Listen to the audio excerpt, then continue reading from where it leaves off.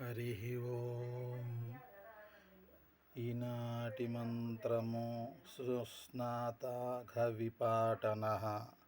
చక్కగా పవిత్ర జలములకు కులిడిన వారి పాపములను ధ్వంసం చేయువాడు.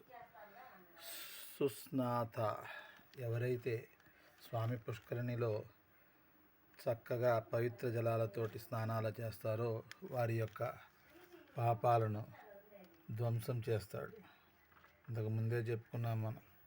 స్వామివారి దర్శనం ఎలాగో స్వామి పుష్కరిణి స్నానం కూడా అలాగే దుర్లభమైంది. మనం అనుకున్నంత మాత్రాన పుష్కరిణిలో స్నానం చేయలేము.